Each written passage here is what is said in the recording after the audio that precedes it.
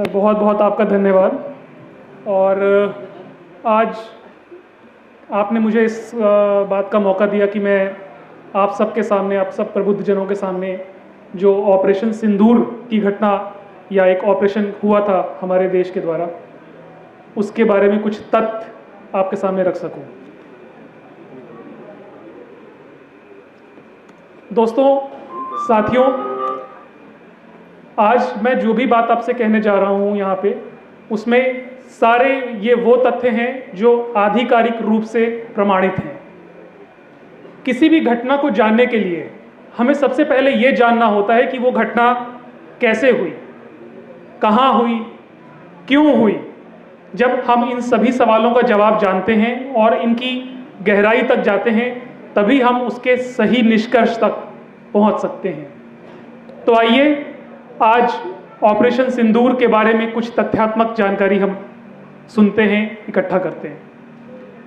सबसे पहले मैं आपको ये बात बताना चाहूँगा कि जो कश्मीर है, धारा 370 के हटने के बाद इसकी एक नैसर्गिक जो सुंदरता है, इसमें बहुत ज़्यादा इम्प्रूवमेंट हुआ, बहुत सुधार आया। कहा जाता है, खूबसूरती को अक्सर हमने भटकते देखा है, हाँ मैंने चंद अल्फाजों में कश्मीर को लिखा है। दोस्तों, 5 अगस्त सन 2019 को आर्टिकल 370 के हटने के बाद कश्मीर की वादियों में एक नैसर्गिक शांति और सुकून का माहौल छाने लगा था। पहले जो पत्थरबाजी और आतंकवाद की घटनाएं हमें आम सुनने को मिला करती थीं, उनमें भारी कमी देखी गई। लोगों में डर और अनिश्चितताओं का जो एक माहौल था, वो भी खत्म होने लगा था। घाटी में पर्यटन अभूतपूर्व रफ्तार से बढ़ना शुरू हो गया था। दोस्तों, इंडियन एक्सप्रेस की एक रिपोर्ट के अनुसार सन 2020 में पूरे साल भर में जो पर्यटकों की संख्या थी, वो करीब 36 लाख थी, जो कि 2024 में बढ़कर 36 लाख से 2 करोड़ 36 लाख पहुंची। तो आप समझिए कितना उछाल आया था पर्यटन में 370 हटने के बाद। लोगों में गजब का उत्साह का माहौल था, बिजनेस गति पकड़ रहे थे, होटल इंडस्ट्रीज बूम कर रही थी, लोग जमीन खरीद रहे थे और पूरे देश में एक जोश भरा हुआ था।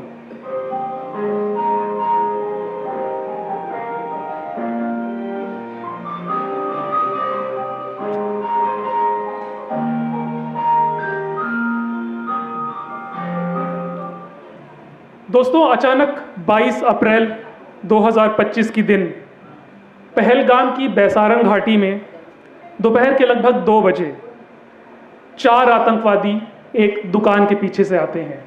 उनके हाथ में AK-47 और M4 कार्बाइन जैसे हथियार थे। द प्रिंट की रिपोर्ट के अनुसार उनमें से कुछ जो आतंकवादी थे वो कैमोफ्लेज वर्दी में थे और कुछ कुर्ता पजामा में। वे एक दुकान के पीछे से आते हैं और वहाँ पे आए पर्यटकों से उनका नाम पूछते हैं, उनका धर्म पूछते हैं, और जैसे ही उन्हें ये शब्द हिंदू सुनाई देता है, वो तुरंत उन्हें गोली मार देते हैं। थोड़ी देर में 2 और आतंकवादी घाटी के पीछे की तरफ से आते हैं और ताबड़तोड़ गोलियां बरसाना शुरू कर देते हैं। पूरे बैसारन की घाटी में भगदड़ मच जाती है। वहीं पे कर्नाटक के शिवमोगा से आए मंजूनाथ के परिवार पर आतंकियों की नजर पड़ती है। मंजूनाथ की पत्नी पल्लवी के सामने उन आतताइयों ने मंजूनाथ को हिंदू होने के नाते पॉइंट ब्लैंक रेंज पर गोली मार दी थी। ये सब देखकर पल्लवी स्तब्ध थी। वो रोती रही, बिलखती रही और उनसे विनती करती रही कि वो भी उसे गोली मार दें, पर उन आतताइयों ने ये कहा उससे, तुमको नहीं मारेंगे, तुम मोदी को जाके बोल देना। दोस्तों, उस दिन 26 लोगों ने उस घटना में अपनी जान गंवाई। जब ये मौत का तांडव चल रहा था तो करीब 2:30 बजे हिमांशी नरवाल ने पुलिस को फोन करके मदद की गुहार लगवाई। हिमांशी नरवाल, जो कि नेवल ऑफिसर विनय नरवाल की पत्नी थी, जिनकी अभी अभी शादी हुई थी, उनके पति को भी पॉइंट ब्लैंक रेंज पर गोली मार दी गई थी।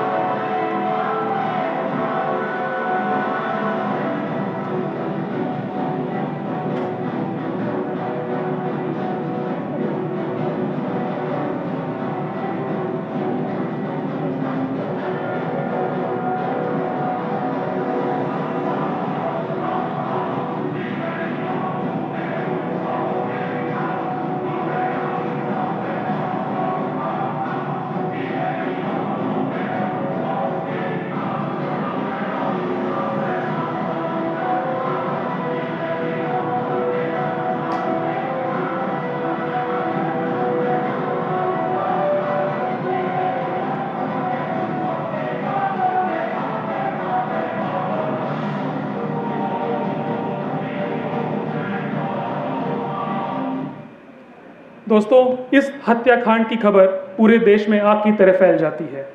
उस समय प्रधानमंत्री श्री नरेंद्र मोदी सऊदी अरब की यात्रा पर थे। जैसे ही उनको ये खबर मिलती है, वे तुरंत अमित शाह जी से संपर्क साधते हैं और थोड़ी देर में अमित शाह जी श्रीनगर के लिए निकल पड़ते हैं। मोदी जी अपना सऊदी दौरा बीच में ही ख़त्म करते हैं और भारत वापस पहुंचते हैं। भारत पहुंचते ही उन्होंने एक हाई लेवल सिक्योरिटी मीटिंग करी। जो उन्होंने मीटिंग करी उसका नाम था कैबिनेट कमेटी ऑफ सिक्योरिटी। दोस्तों, ये इंडिया की एक टॉप सिक्योरिटी बॉडी है जिसमें defence minister, foreign minister, home minister, national security adviser जैसे प्रमुख पद शामिल होते हैं। वहाँ पे कश्मीर में 3 टेररिस्ट्स का स्केच जारी किया जाता है और सघन खोज शुरू हो जाती है। इकोनॉमिक टाइम्स की एक रिपोर्ट के अनुसार इस खोज में कई समय से जो ग्राउंडेड हेलीकॉप्टर्स थे, जिनका नाम है ALH यानी एडवांस्ड लाइट हेलीकॉप्टर्स, उनकी भी मदद ली जाती है। वहीं पर एक पर्यटक एकता तिवारी जो कि यूपी के जौनपुर से आती हैं, वो बताती हैं कि उन्होंने एक पोनी राइडर जो घोड़े चलाने वाले हैं, जब उनके साथ वो यात्रा कर रही थी तो वो उनसे उनका नाम पूछता है, उनका धर्म पूछता है। वो ये भी पूछता है कि आप कभी अजमेर दरगाह गई हैं? क्या आप हिंदुइज्म में बिलीव करती हैं या इस्लामिज्म में? दोस्तों, ये सब सुनने के बाद एक शक पैदा होता है कि इसमें पूरी घाटी के लोगों की मिलीभगत भी थी। दूसरी तरफ जो स्केच जारी किए गए थे उनमें से 3 आतंकवादियों के नाम थे आसिफ शेख, सुलेमान शाह और अबू तलहा, जो कि कोड नेम्स मूसा, यूनुस और आसिफ से ऑपरेट करते थे। इन सभी का संबंध द रेजिस्टेंस फ्रंट से था। द रेजिस्टेंस फ्रंट लश्कर ए तैयबा का एक प्रॉक्सी चेहरा है। इस घटना का जो मास्टरमाइंड था वो सैफुल्लाह कसूरी उर्फ खालिद को बताया जाता है। उनमें एक लोकल टेररिस्ट का नाम भी आता है, आदिल ठोकर। 33 वर्षीय आदिल ठोकर अनंतनाग में ही पैदा हुआ। 2018 में वो हिजबुल मुजाहिदीन में शामिल हुआ और अटारी बॉर्डर से पाकिस्तान क्रॉस किया। वहाँ पर वो लश्कर ए तैयबा के साथ जुड़ा और एक्सटेंसिव कॉम्बैट ट्रेनिंग ली। 2024 में कश्मीर लौटने के बाद ठोकर का मेन काम था पाकिस्तानी टेररिस्ट को लॉजिस्टिकल सपोर्ट प्रोवाइड करवाना, और 2018 से पहले 2 वर्ष तक वो एक टीचर के रूप में अनंतनाग में ही काम करता था। उसको अक्सर आतंकवादियों के जनाजे में भी देखा गया था और उसको कट्टर धार्मिक सभाओं में भी सम्मिलित होते हुए देखा गया था। आदिल ठोकर का डायरेक्ट इन्वॉल्वमेंट पाकिस्तान द्वारा प्रायोजित एक लॉन्ग टर्म स्ट्रैटेजी के तहत ट्रेंड मिलिटेंट्स की घुसपैठ कराने से था।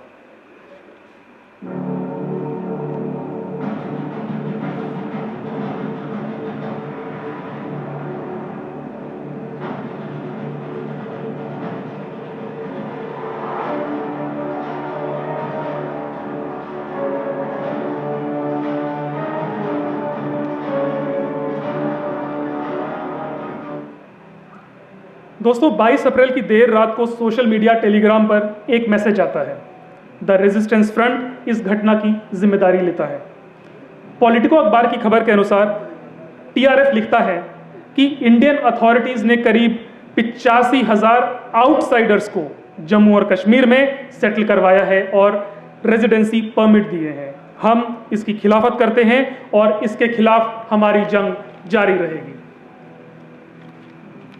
दोस्तों, अप्रैल 2025 में गौरतलब है कि इसकी शुरुआत में जम्मू कश्मीर की जो लोकल गवर्नमेंट है उसने विधानसभा में ये बताया था कि करीब 83,742 इंडियंस को, भारतीयों को पिछले 2 साल में कश्मीर में प्रॉपर्टी राइट्स दिए गए हैं।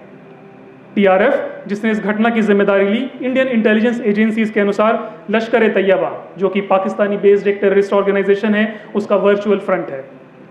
TRF को एक न्यूट्रल नाम रेजिस्टेंस दिया गया है ताकि कश्मीरी आज़ादी की लड़ाई दुनिया के सामने एक नए ढंग से रखी जा सके।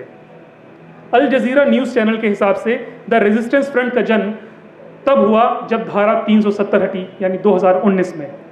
2020 से ही TRF ने कई छोटी छोटी घटनाओं और हमलों की जिम्मेदारी लेना शुरू कर दिया था।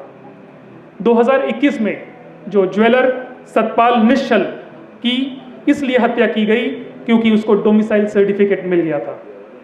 2022 में हमारी फोर्सेस ने कई आर्म्ड फाइटर्स को न्यूट्रलाइज किया, जिनमें अधिकतर का संबंध टीआरएस से था। 2024 में जम्मू के रियासी क्षेत्र में एक हिंदू तीर्थयात्रियों से भरी बस पर उन्होंने ताबड़तोड़ गोलियां बरसाई और उस बस को गहरी खाई में फेंक दिया। इस घटना में करीब 9 लोगों की जान गई थी और 33 घायल हुए थे।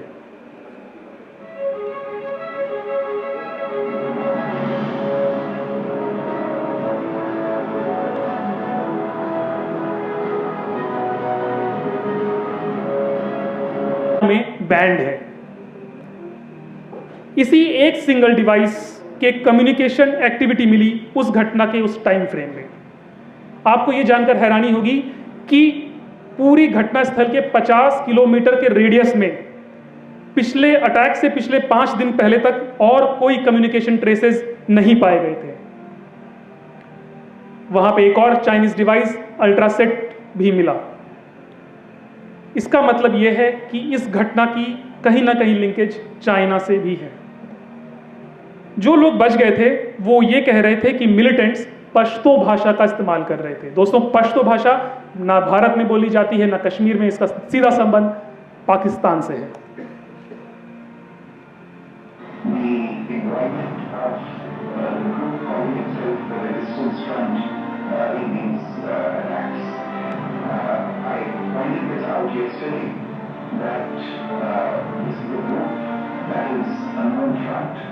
for the well-known Pakistan-based terrorist organization, Lashkar-e-Taiba.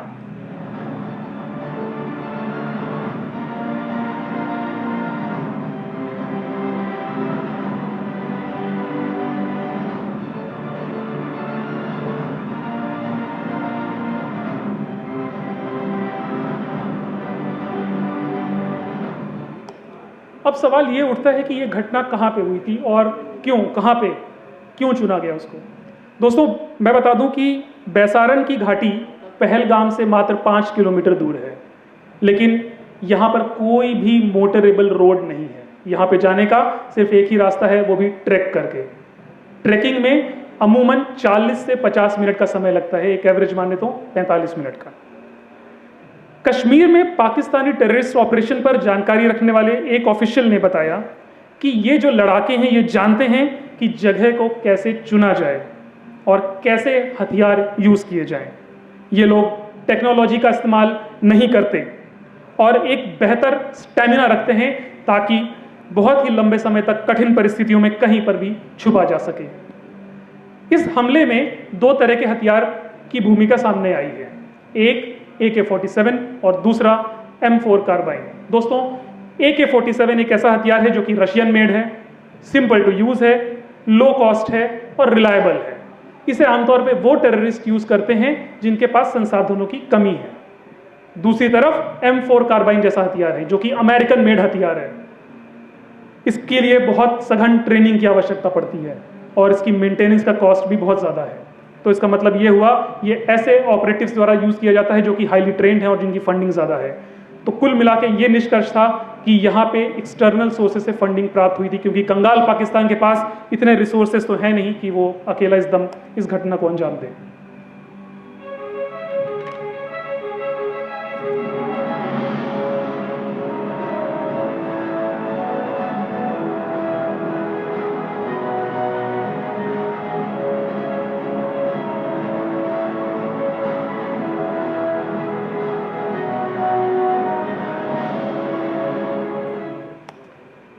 अब सवाल रहता है कि यह घटना आखिर हुई क्यों।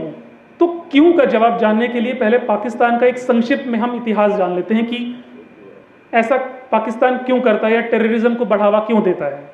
दोस्तों, 14 अगस्त सन 1947 को आज़ादी के बाद पाकिस्तान एक भारतीय मुस्लिमों के देश के रूप में आगे बढ़ा। पाकिस्तान को ब्रिटिश इंडिया का 17% एसेट्स मिले और 30% आर्मी मिली। तो आप ये सोचिए कि इस इम्बैलेंस के चलते शुरू से ही वहां पे आर्मी हावी थी। एक कहावत वहां पे प्रचलित है कि अधिकांश देशों में देश की एक आर्मी होती है, पर पाकिस्तान में आर्मी का ही एक देश था। आज़ादी के बाद वहां पाकिस्तान में मिलिट्री ने कंट्रोल लिया और यह कहा कि पाकिस्तान को सेवियर्स की ज़रूरत है।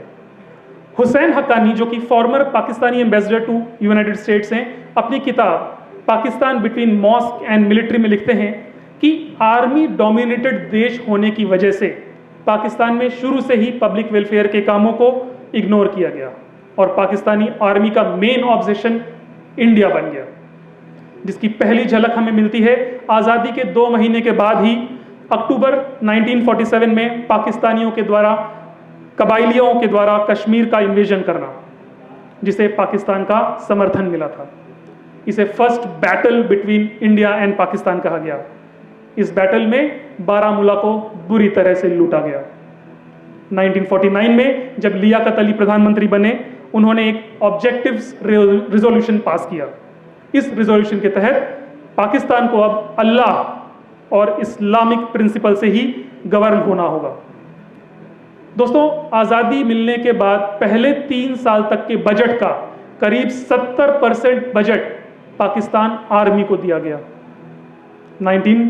और आप ये मत समझिए कि पाकिस्तान की जनता को आर्मी का लॉ या मार्शल लॉ पसंद नहीं है। 1958 में जब मार्शल लॉ डिक्लेयर हुआ तो पाकिस्तान में एक कहावत प्रचलित हुई कि पाकिस्तान में तो माशाअल्लाह हो गया है। इसका एक कारण था कि 1950s के दौर में जब पाकिस्तान में दंगे हुए, लाहौर में दंगे हुए, तो वहाँ पे आर्मी बुलाई गई। आर्मी ने दंगे तो रोके ही, साथ में पेड़ भी लगवाए, साफ सफाई भी करी। तो लोगों को लगा जब हमारी सिविल गवर्नमेंट कुछ करती नहीं है तो इससे अच्छा है आर्मी को ही सपोर्ट किया जाए। 1965 में जनरल आयूब खान ने ऑपरेशन जिब्राल्टर लॉन्च किया और 40,000 ट्रूप्स कश्मीर में भेजे गए दंगे करवाने के लिए, पर लोकल्स को इस चीज़ का सपोर्ट नहीं मिला।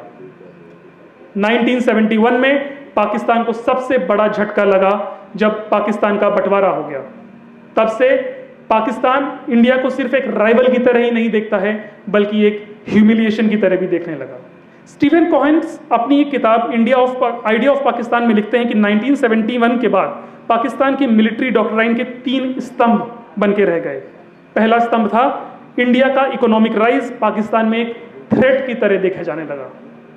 दूसरा, कश्मीर को एक आइडियोलॉजिकल लाइफलाइन बनाया गया जो जिन्ना की 2 नेशन थ्योरी को सपोर्ट करता था।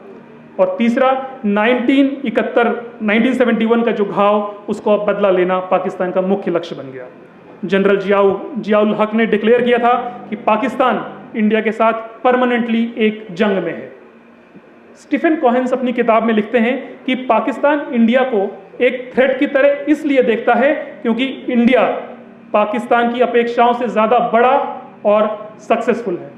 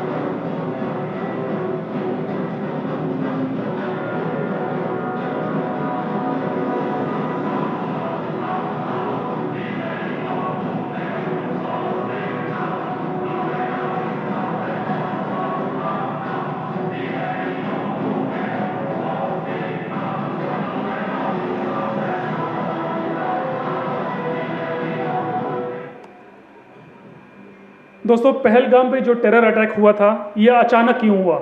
इतनी लंबी शांति के बाद क्या ज़रूरत पड़ गई? तो इसके कुछ कारण मेरी समझ में आए कि हो सकते हैं। क्या पाकिस्तानी आर्मी पे कोई प्रेशर था? हो सकता है, पर कंगाल पाकिस्तान के पास इतने रिसोर्सेज नहीं कि वो अकेले दम ये टेरर अटैक कर सके। दूसरा कारण ये हो सकता है कि आप ये समझिए कि जनरल आसिम मुनीर, जो कि वहाँ का जनरल है, पहले उसको ISI चीफ बनाया गया, जो कि बहुत कम पीरियड के लिए वो बना था। उसने कई ब्लंडर्स किए तो उसको पनिशमेंट पोस्टिंग मिली।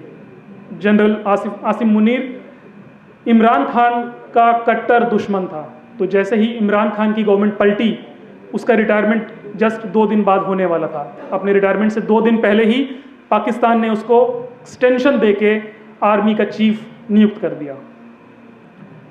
पाकिस्तान की जनता में दोस्तों गृह युद्ध जैसे हालात बन गए हैं। पाकिस्तान में महंगाई चरम सीमा पे पहुंच गई थी। पिछली कुछ रिपोर्ट्स या पिछले कुछ सालों में वहां पे खबर आई थी कि आटा 600 रुपए किलो तक बिक रहा है। कुछ और कारण हो सकते हैं कि यह हमला अचानक क्यों हुआ, कि पाकिस्तान शायद एक जियोपॉलिटिकल सिग्नल देना चाहता है, क्योंकि इंडिया की इंटरनेशनल इमेज बहुत अच्छी बन चुकी है और उस पर किसी ना किसी तरह चोट करनी है। दूसरा ये भी हो सकता है कि स्लीपर सेल्स जो कि बहुत समय से सो ही रहे थे इंडिया में, उनको दोबारा से जगाने की कोशिश करना।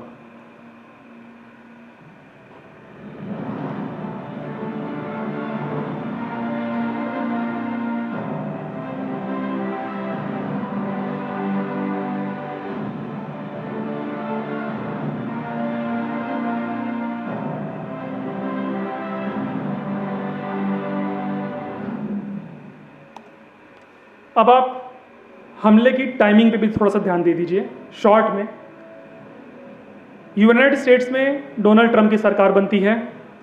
यूएस चाइना ट्रेड वॉर शुरू हो जाता है। यूनाइटेड स्टेट्स चाइना पर 245% तक टैरिफ लगा देता है।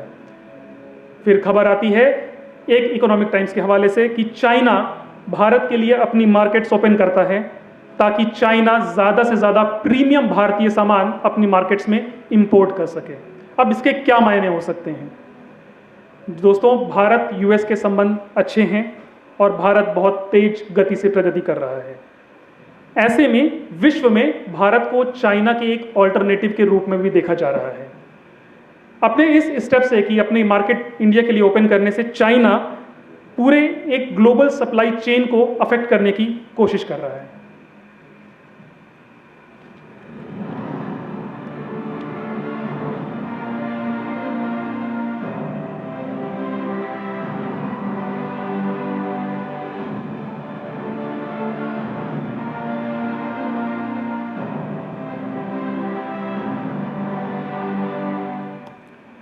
उधर हमले के कुछ दिन पहले ही पाकिस्तान के जनरल आसिम मुनीर का एक भड़काऊ बयान सामने आता है जिसमें हिंदू और मुसलमानों के बीच एक गहरी खाई खोदी जाती है। वो जिन्ना की 2 नेशन थ्योरी को भी सपोर्ट करते हुए पाया जाता है।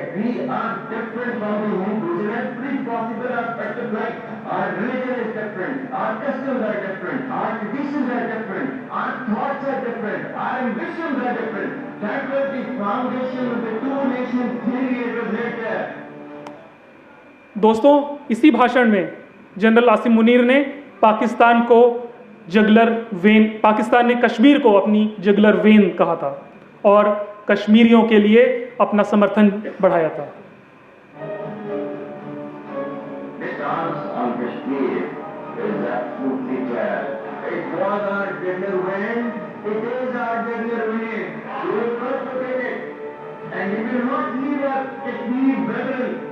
in their heroic struggle, what they are waging against the Indian occupation. दोस्तों, घटना के एक दिन पहले ही यानी 21 अप्रैल को यूएस के वाइस प्रेसिडेंट जेडी वांस भारत के 4 दिवसीय दौरे पे आते हैं। उनका एजेंडा था bilateral trade agreement, advancing trade negotiations और reconnecting with his families Indian roots.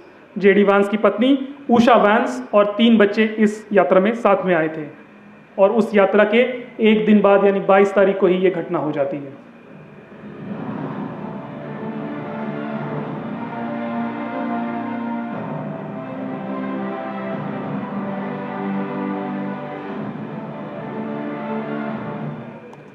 इस घटना के बाद इंडिया ने क्या एक्शन लिया? दोस्तों, इंडस वाटर ट्रीटी को सस्पेंड किया गया जिसके दूरगामी परिणाम हमको आने वाले समय में देखने में मिलेंगे। वाघा बॉर्डर तुरंत प्रभाव से क्लोज किया गया और सारे पाकिस्तानियों को 1 मई तक वापस जाने के लिए कहा गया। पाकिस्तान के सार्क वीज़ाज को कैंसिल किया गया। पाकिस्तानी मिलिट्री एडवाइजर्स जो कि न्यू दिल्ली में बेस्ड हैं उनको वापस जाने को कहा गया। 3 टेररिस्ट के स्केचेस जारी हुए। एक घोड़े वाले की संदिग्ध भूमिका भी सामने आई। 9 टेररिस्ट के घर बम से उड़ा दिए गए थे। बढ़ते हुए प्रेशर को देख के और इंडिया के रुख को देखते हुए जिस टीआरएफ ने, द रेजिस्टेंस फ्रंट ने 22 तारीख को इस घटना की जिम्मेदारी ली थी, 25 तारीख को उसने इस घटना की जिम्मेदारी से अपने आप को अलग कर लिया। टीआरएफ ने कहा कि उसका सोशल मीडिया अकाउंट हैक किया गया, जो कि भारतीय एजेंसियों के डिजिटल वॉरफेयर का एक हिस्सा है। जबकि इस खबर को नकारा द टाइम्स, द फेडरल की एक रिपोर्ट और इन्वेस्टिगेशन ने उन्होंने एक साइबर एनालिसिस किया और ये पाया कि जो टीआरएफ ने पहला मैसेज लेके उसमें जिम्मेदारी ली थी, वो मैसेज खुद पाकिस्तान के सर्वर से ही अपलोड किया गया था।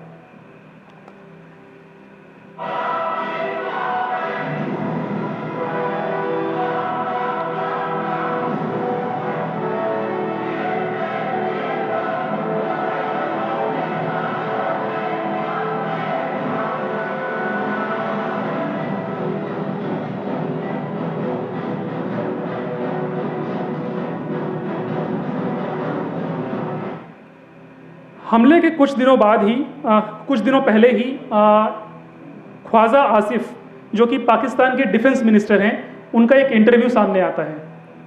उस इंटरव्यू में ख्वाजा आसिफ ये एडमिट करते हैं कि पाकिस्तान टेररिज्म को बहुत लंबे समय से सपोर्ट कर रहा है।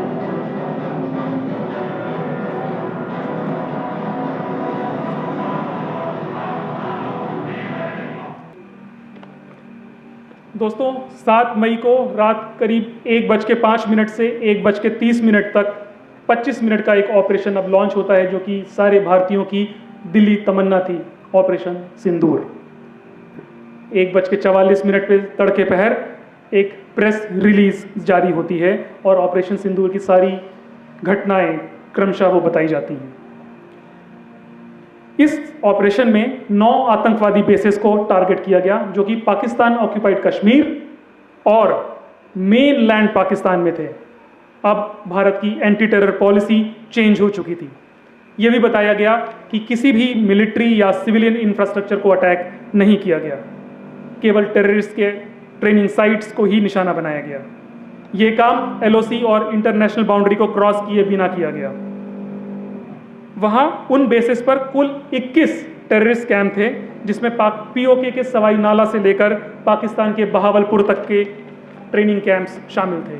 दोस्तों, सवाई नाला लश्कर तैयबा का एक ट्रेनिंग सेंटर है, जहां पे पहलगाम अटैक के टेररिस्ट ट्रेन किए गए थे।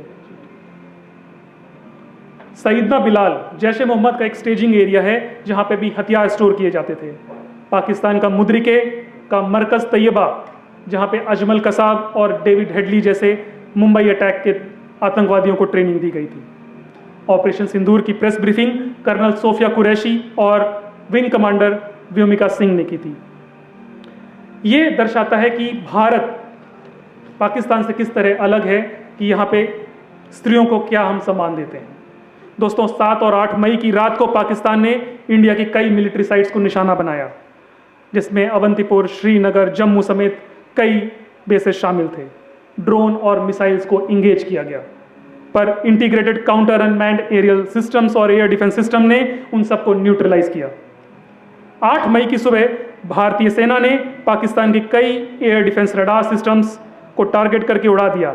लाहौर का एयर डिफेंस सिस्टम भी नष्ट किया गया।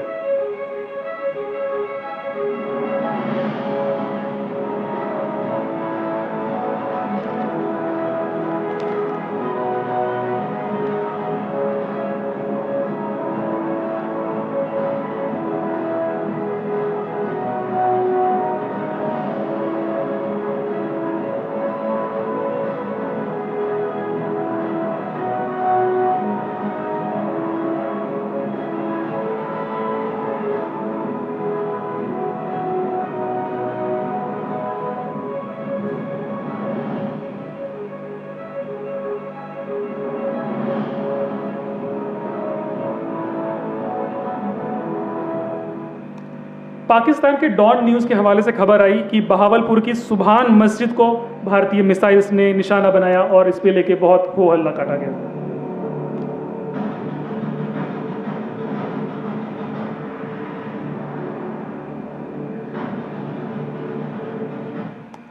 दोस्तों, पाकिस्तान क्लेम करता है कि उसने डॉग फाइट में भारत के 5 फाइटर्स को निशाना बनाया, जिसमें कि 3 राफेल, 1 सुखोई 30 और 1 MiG-29 शामिल था। डॉन न्यूज़ ये लिखता है कि एयरक्राफ्ट्स को रिपोर्टेडली डिस्ट्रॉय कर दिया गया। और पायलट मारा गया। साथ में वो ये भी लिखता है कि इस न्यूज़ को वेरीफाई नहीं किया जा सकता। जब CNN की बेकी एंडरसन ख्वाजा आसिफ, जो कि मिनिस्टर ऑफ डिफेंस हैं पाकिस्तान के, उनसे ये पूछती है कि आपके पास क्या एविडेंस है कि आपने भारत के विमानों को नष्ट किया, तो वो कहते हैं कि ये सब हमने सोशल मीडिया पे पता चला है। Pakistan claims it shot down 5 Indian Air Force jets and a drone, as I understand it. India says there's no evidence of that, no proof. So can you provide more detail? Can you provide more detail? And is this the response that your army spokesman threatened, or is there further action to come? Let's start with this very specific allegation of 5 fighter jets shot down. Where's the evidence for that, sir? It's on the social media, on Indian social media, not on our social media. Operation Sindoor launch होने के 3 घंटे बाद ही, यानी सुबह करीब 4 बजे, Chinese embassy के officials Islamabad foreign ministry पहुंचते हैं डेटा चेक करने के लिए, क्योंकि ये पहली बार था जब किसी चाइनीज़ जेट को सीधे युद्ध में इस्तेमाल किया था। रिपोर्टर याल्दा हाकिम एक इंटरव्यू में पाकिस्तान के इंफॉर्मेशन मिनिस्टर अताउल्ला तरार से बात करती हैं, और वो सीधे इस बात से डिनाई करता है कि पाकिस्तान में कोई टेरर कैंप्स तो हैं ही नहीं। तब वो उसको ख्वाजा आसिफ का इंटरव्यू भी याद दिलाती हैं और ये बताती हैं कि पाकिस्तान किस तरह टेररिस्ट एक्टिविटीज़ में संलिप्त है।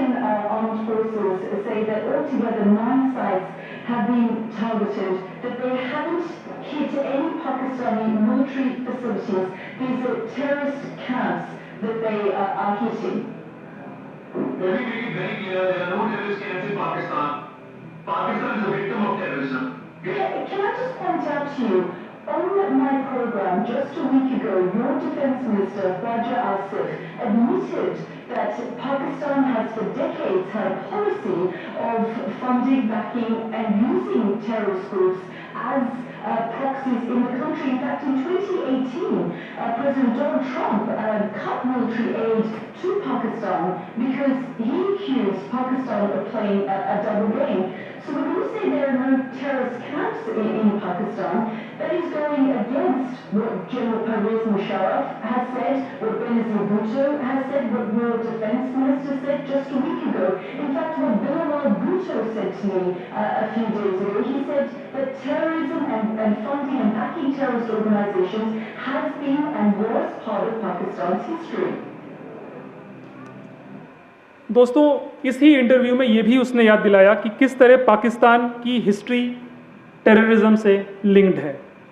पिछली सरकार, जो ट्रंप सरकार थी, उसने पाकिस्तान के मिलिट्री एड्स को कट किया था। पाकिस्तान कैसे ग्रे लिस्ट में शामिल था। ओसामा बिन लादेन कहाँ पे पाया गया था? ओसामा बिन लादेन जो कि पाकिस्तान के एबटाबाद क्षेत्र में पाया गया था, जो कि पाकिस्तानी मिलिट्री बेस के बिल्कुल पास में है। उसने ये भी बताया कि ओसामा बिन लादेन को पकड़ने के लिए यूएस ने पाकिस्तान की मदद नहीं ली, क्योंकि वो उसकी कथनी और करनी में अंतर समझता था।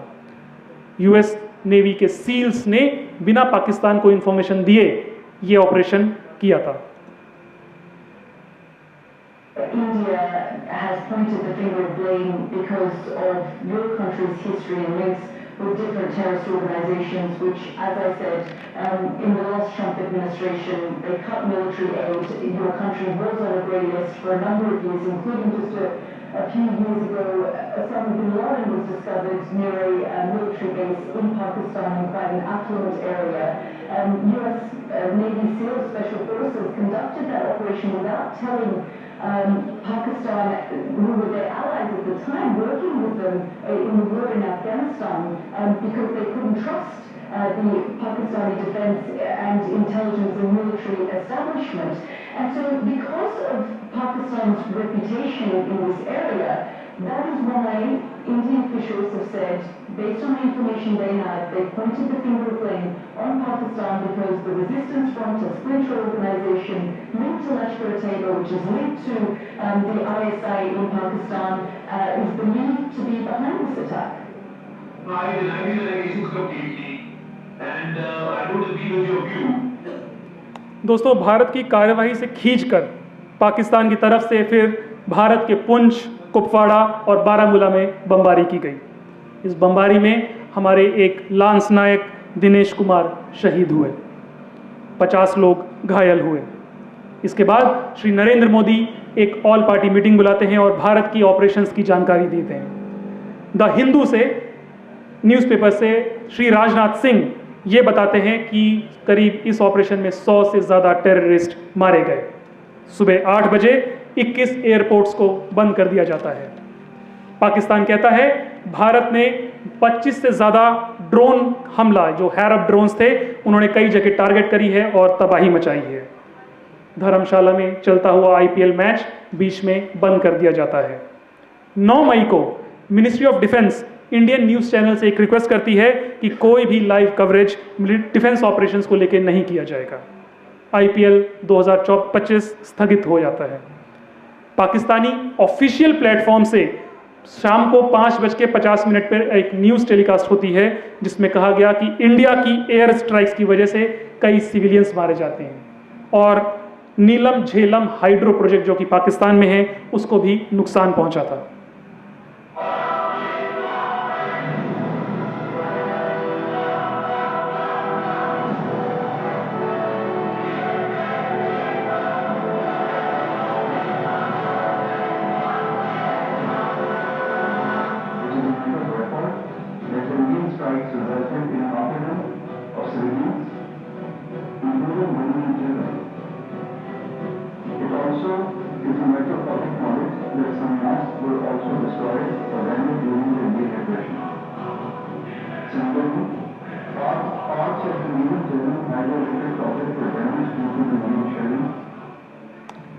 दोस्तों, फिर इंडिया एक प्रेस ब्रीफिंग करती है जिसमें कर्नल सोफिया कुरैशी सामने आती हैं और वो बताती हैं कि पाकिस्तान ने एक कोऑर्डिनेटेड अटैक लॉन्च किया 36 लोकेशंस पर।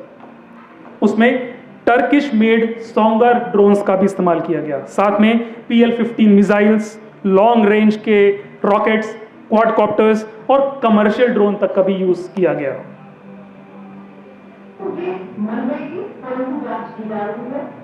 प्रारंभिक रिपोर्ट से पता चलता है कि वे तुर्की के अजीज बाग सोलर ड्रोन।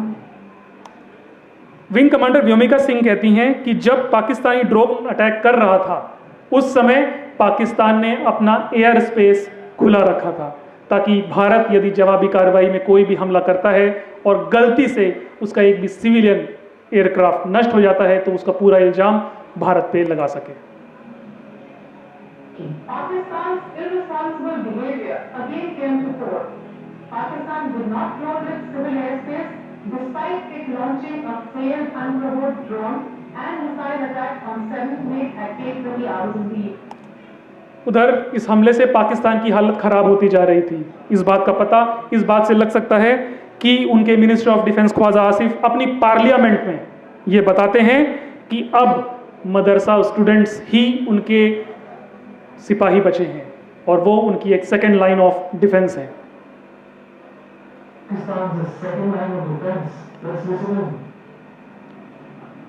जहाँ तक मदारस का और मदारस के स्कूल्स का ताल्लुक है, इसमें कोई शक नहीं है कि वो हमारी एक सेकेंड डिफेंस लाइन है। वहाँ पे नौजवान जो पढ़ते हैं अल्लाह के फजल से वो दीन के साथ भी जो है आरास्ता है और उसके साथ जो है वो जो उनके जो वक्त जरूरत जो है जिस तरह उन्होंने फरमाया कि उनको शहरी दफा के लिए या दूसरी जरूरतों के लिए जो है ना बिल्कुल 100% इस्तेमाल किया जा सकता।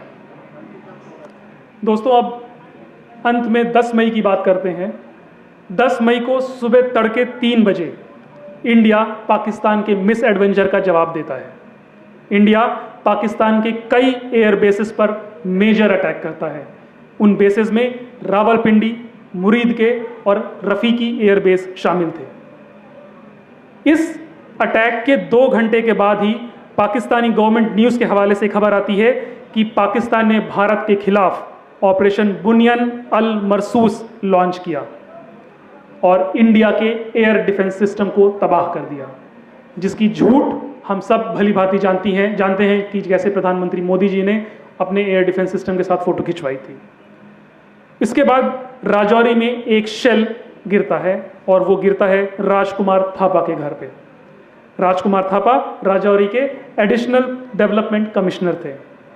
सुबह 7 बजे उनकी मृत्यु की खबर आती है।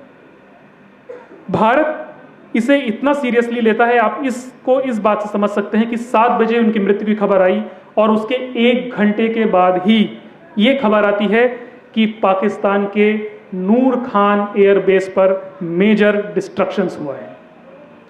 इस खबर को तक्षशिला इंस्टीट्यूट के जियोस्पेशियल रिसर्च प्रोग्राम के head doctor Nityanandam NASA satellite की इमेज से वेरीफाई करते हैं। दोपहर 12 बजे US secretary of state Marco Rubio India के जयशंकर जी से लगातार संपर्क में थे और वो पाकिस्तान के जनरल आसिम मुनीर से भी संपर्क में थे। पाकिस्तान एक स्टेटमेंट जारी करता है। पाकिस्तान के फॉरेन मिनिस्टर कहते हैं कि अगर अब इंडिया एस्केलेट नहीं करेगा तो पाकिस्तान भी एस्केलेट नहीं करेगा। दोस्तों 10 मई को ही दोपहर में इसके बाद 3:35 पर डीजीएमओ टू डीजीएमओ यानी पाकिस्तान के डीजीएमओ से एक कॉल जाती है इंडिया के डीजीएमओ को और थोड़ी देर बाद एक प्रेस रिलीज जारी होती है। कहा जाता है कि शाम 5 बजे के बाद सीज फायर होगा। डोनाल्ड ट्रंप खुद इस चीज का क्रेडिट लेते हैं, जबकि एस जयशंकर का तुरंत बयान आता है जो कि एक बहुत बैलेंस्ड था। वो कहते हैं कि सीज फायर एग्रीमेंट को पाकिस्तानी मिलिट्री ने इनिशिएट किया हॉटलाइन पर। एनडीटीवी नीदरलैंड ब्रॉडकास्टर एनओएस के एक इंटरव्यू में उन्होंने ये कहा कि जब उनसे पूछा गया कि क्या इसमें यूएस की कोई मध्यस्थता है, तो जयशंकर जी कहते हैं कि US was in United states at that time.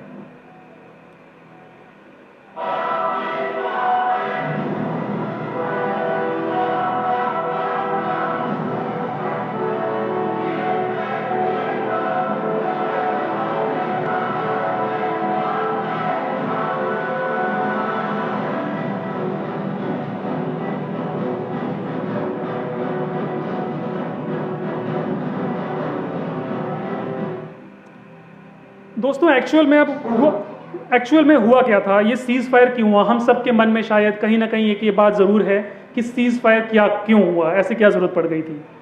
एक 9 मई को यानी सीज फायर के एक दिन पहले जहाँ पे जेडी वांस का आप इंटरव्यू देखेंगे तो उसमें वो कहते हैं कि यूएस का कोई इसमें रोल नहीं है और it is none our business जो इंडिया और पाकिस्तान में हो रहा है।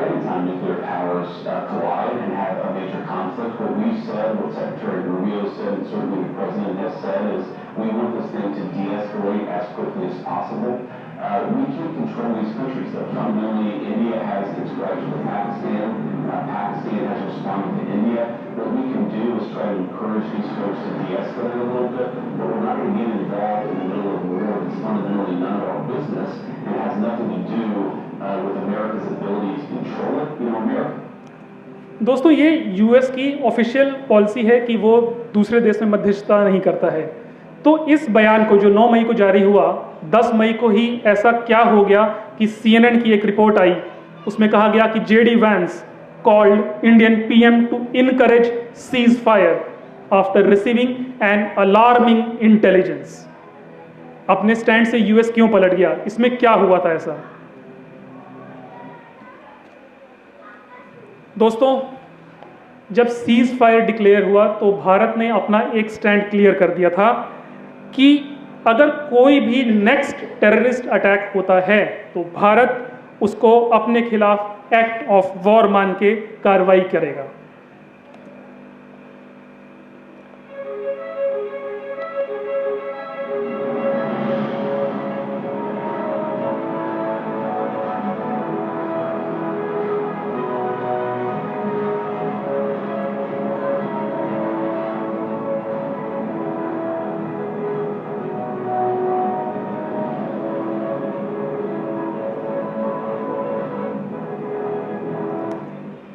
अब बस अंत में मैं अपनी बात को विराम दूंगा और सिर्फ आपको ये एक जानकारी देके जाऊंगा कि जो सीज फायर हुआ वो क्यों हुआ, कैसे हुआ, क्या कारण था। आप सबको मैं बता दूं कि न्यूयॉर्क टाइम्स में बताया जाता है कि जो नूर खान एयरबेस है पाकिस्तान का, वो पाकिस्तान का एक स्ट्रेटेजिक एयरबेस है। पाकिस्तान की राजधानी इस्लामाबाद से सिर्फ 10 किलोमीटर दूर है और एक हाईली सेंसिटिव मिलिट्री कंपाउंड है। न्यूयॉर्क टाइम्स के हिसाब से यहाँ पर सेंट्रल ट्रांसपोर्ट हब है पाकिस्तानी मिलिट्री के लिए। पाकिस्तान के फाइटर जेट्स की एयर रिफ्यूलिंग कैपेबिलिटी भी यहीं पर है। इस बेस के बगल में ही पाकिस्तानी स्ट्रेटेजिक प्लान्स डिवीजन का हेडक्वार्टर है। ये Pakistani strategic plans division Pakistan के न्यूक्लियर आर्सेनल को सिक्योर करता है। जानकारी के मुताबिक पाकिस्तान के पास इस समय करीब 170 न्यूक्लियर वॉरहेड्स हैं। नूर खान एयरबेस के पास में ही बेनजीर भुट्टो इंटरनेशनल एयरपोर्ट है, जो कि मिलिट्री और वीआईपी मिशंस में यूज होता है। साथियों, यहीं पर पाकिस्तानी एयरफोर्स की मल्टीपल स्क्वाड्रंस हैं, एयर रिफ्यूलिंग यूनिट्स हैं। पाकिस्तानी एयरफोर्स कॉलेज चकलाला है, जहां पर फ्यूचर फाइटर पाकिस्तानी पायलट्स को ट्रेन किया जाता है। जब इंडिया की एयर टू सरफेस मिसाइल का अटैक नूर खान एयरबेस पर होता है तो पाकिस्तान के लिए यह उसकी गर्दन तक पहुंचने के बराबर था, क्योंकि पाकिस्तान की न्यूक्लियर यूनिट्स वहीं पर हैं। अंत में मैं सिर्फ इस बात से खत्म करूंगा कि हम जानते हैं कि सीज फायर क्यों हुआ, हमारे दिल में एक मलाल है। तो एक यूएस ऑफिशियल के अनुसार जो पाकिस्तान के न्यूक्लियर प्रोग्राम्स के जानकार हैं, न्यूयॉर्क टाइम्स को बताते हैं कि पाकिस्तान का सबसे बड़ा जो डर था वो उसका न्यूक्लियर आर्सेनल पर दांव पर था। न्यूक्लियर आर्सेनल पाकिस्तान का दांव पर था और भारत की पाकिस्तान को ये एक बहुत बड़ी चुनौती थी।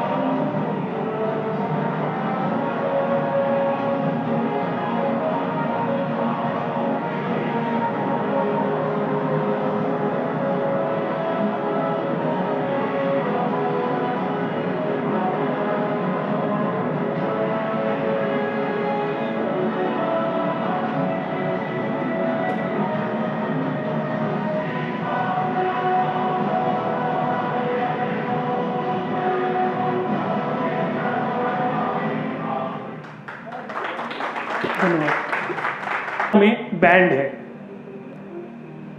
इसी एक सिंगल डिवाइस के कम्युनिकेशन एक्टिविटी मिली उस घटना के उस टाइम फ्रेम में। आपको यह जानकर हैरानी होगी कि पूरी घटना स्थल के 50 किलोमीटर के रेडियस में पिछले अटैक से पिछले 5 दिन पहले तक और कोई कम्युनिकेशन ट्रेसेस नहीं पाए गए थे। वहां पे एक और चाइनीज डिवाइस अल्ट्रासेट भी मिला। इसका मतलब यह है कि इस घटना की कहीं ना कहीं लिंकेज चाइना से भी है। जो लोग बच गए थे वो ये कह रहे थे कि मिलिटेंट्स पश्तो भाषा का इस्तेमाल कर रहे थे। दोस्तों, पश्तो भाषा ना भारत में बोली जाती है ना कश्मीर में, इसका सीधा संबंध पाकिस्तान से है।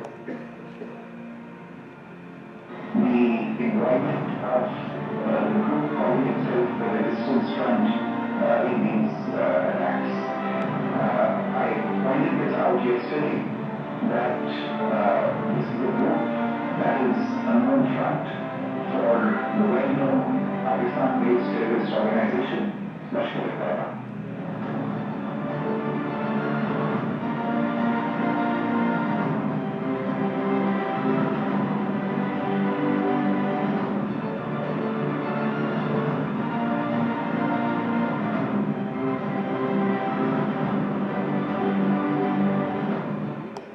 अब सवाल ये उठता है कि ये घटना कहाँ पे हुई थी और क्यों, कहाँ पे, क्यों चुना गया उसको। दोस्तों मैं बता दूं कि बैसारन की घाटी पहलगाम से मात्र 5 किलोमीटर दूर है, लेकिन यहाँ पर कोई भी मोटरेबल रोड नहीं है। यहाँ पे जाने का सिर्फ एक ही रास्ता है, वो भी ट्रैक करके। ट्रैकिंग में अमूमन 40 से 50 मिनट का समय लगता है, एक एवरेज माने तो 45 मिनट का। कश्मीर में पाकिस्तानी टेररिस्ट ऑपरेशन पर जानकारी रखने वाले एक ऑफिशियल ने बताया कि ये जो लड़ाके हैं ये जानते हैं कि जगह को कैसे चुना जाए और कैसे हथियार यूज़ किए जाएं। ये लोग टेक्नोलॉजी का इस्तेमाल नहीं करते और एक बेहतर स्टैमिना रखते हैं ताकि बहुत ही लंबे समय तक कठिन परिस्थितियों में कहीं पर भी छुपा जा सके। इस हमले में 2 तरह के हथियार की भूमिका सामने आई है, एक AK-47 और दूसरा M4 कार्बाइन। दोस्तों AK-47 एक ऐसा हथियार है जो कि रशियन मेड है, सिंपल टू यूज़ है, लो कॉस्ट है और रिलायबल है। इसे आमतौर पे वो टेररिस्ट यूज़ करते हैं जिनके पास संसाधनों की कमी है। दूसरी तरफ M4 कार्बाइन जैसा हथियार है जो कि अमेरिकन मेड हथियार है। इसके लिए बहुत सघन ट्रेनिंग की आवश्यकता पड़ती है और इसकी मेंटेनेंस का कॉस्ट भी बहुत ज़्यादा है। तो इसका मतलब ये हुआ ये ऐसे ऑपरेटिव्स द्वारा यूज़ किया जाता है जो कि हाईली ट्रेंड है और जिनकी फंडिंग ज़्यादा है। तो कुल मिला के ये निष्कर्ष था कि यहाँ पे एक्सटर्नल सोर्सेज से फंडिंग प्राप्त हुई थी, क्योंकि कंगाल पाकिस्तान के पास इतने रिसोर्सेज तो है नहीं कि वो अकेला इस घटना को अंजाम दे।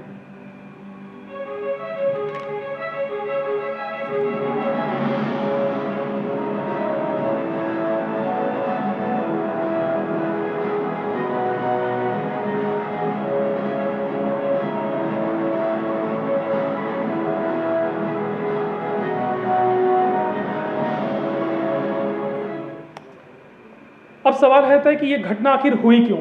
तो क्यों का जवाब जानने के लिए पहले पाकिस्तान का एक संक्षिप्त में हम इतिहास जान लेते हैं कि ऐसा पाकिस्तान क्यों करता है या टेररिज्म को बढ़ावा क्यों देता है।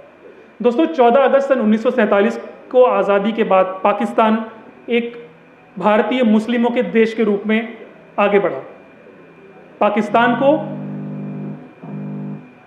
को ब्रिटिश इंडिया का 17% एसेट्स मिले और 30% आर्मी मिली। तो आप ये सोचिए कि इस इम्बैलेंस के चलते शुरू से ही वहां पे आर्मी हावी थी। एक कहावत वहां पे प्रचलित है कि अधिकांश देशों में देश की एक आर्मी होती है, पर पाकिस्तान में आर्मी का ही एक देश था। आज़ादी के बाद वहां पाकिस्तान में मिलिट्री ने कंट्रोल लिया और ये कहा कि पाकिस्तान को सेवियर्स की ज़रूरत है। हुसैन हक्कानी जो कि former Pakistani ambassador to United States हैं, अपनी किताब Pakistan between mosque and military में लिखते हैं कि आर्मी डोमिनेटेड देश होने की वजह से पाकिस्तान में शुरू से ही पब्लिक वेलफेयर के कामों को इग्नोर किया गया और पाकिस्तानी आर्मी का मेन ऑब्जेक्शन इंडिया बन गया, जिसकी पहली झलक हमें मिलती है आज़ादी के 2 महीने के बाद ही अक्टूबर 1947 में पाकिस्तानियों के द्वारा, कबाइलियों के द्वारा कश्मीर का इन्वेजन करना, जिसे पाकिस्तान का समर्थन मिला था। इसे first battle between India and Pakistan कहा गया। इस बैटल में बारामूला को बुरी तरह से लूटा गया। 1949 में जब लियाकत अली प्रधानमंत्री बने, उन्होंने एक ऑब्जेक्टिव्स रिजोल्यूशन पास किया। इस रिजोल्यूशन के तहत पाकिस्तान को अब अल्लाह और इस्लामिक प्रिंसिपल से ही गवर्न होना होगा। दोस्तों, आज़ादी मिलने के बाद पहले 3 साल तक के बजट का करीब 70% बजट पाकिस्तान आर्मी को दिया गया। और आप ये मत समझिए कि पाकिस्तान की जनता को आर्मी का लॉ या मार्शल लॉ पसंद नहीं है। 1958 में जब मार्शल लॉ डिक्लेयर हुआ तो पाकिस्तान में एक कहावत प्रचलित हुई कि पाकिस्तान में तो माशाअल्लाह हो गया है। इसका एक कारण था कि 1950s के दौर में जब पाकिस्तान में दंगे हुए, लाहौर में दंगे हुए, तो वहाँ पे आर्मी बुलाई गई। आर्मी ने दंगे तो रोके ही, साथ में पेड़ भी लगवाए, साफ सफाई भी करी। तो लोगों को लगा जब हमारी सिविल गवर्नमेंट कुछ करती नहीं है तो इससे अच्छा है आर्मी को ही सपोर्ट किया जाए। 1965 में जनरल आयूब खान ने ऑपरेशन जिब्राल्टर लॉन्च किया और 40,000 ट्रूप्स कश्मीर में भेजे गए दंगे करवाने के लिए, पर लोकल्स को इस चीज़ का सपोर्ट नहीं मिला। 1971 में पाकिस्तान को सबसे बड़ा झटका लगा जब पाकिस्तान का बंटवारा हो गया। तब से पाकिस्तान इंडिया को सिर्फ एक राइवल की तरह ही नहीं देखता है, बल्कि एक ह्यूमिलिएशन की तरह भी देखने लगा। स्टीफन कोहेंस अपनी एक किताब आइडिया ऑफ पाकिस्तान में लिखते हैं कि 1971 के बाद पाकिस्तान की मिलिट्री डॉक्ट्राइन के 3 स्तंभ बन के रह गए। पहला स्तंभ था इंडिया का इकोनॉमिक राइज पाकिस्तान में एक थ्रेट की तरह देखा जाने लगा। दूसरा, कश्मीर को एक आइडियोलॉजिकल लाइफलाइन बनाया गया जो जिन्ना की 2 नेशन थ्योरी को सपोर्ट करता था। और तीसरा, 1971 का जो घाव, उसको अब बदला लेना पाकिस्तान का मुख्य लक्ष्य बन गया। जनरल जियाउल हक ने डिक्लेयर किया था कि पाकिस्तान इंडिया के साथ परमानेंटली एक जंग में है। स्टीफन कोहेंस अपनी किताब में लिखते हैं कि पाकिस्तान इंडिया को एक थ्रेट की तरह इसलिए देखता है क्योंकि इंडिया पाकिस्तान की अपेक्षाओं से ज्यादा बड़ा और सक्सेसफुल है।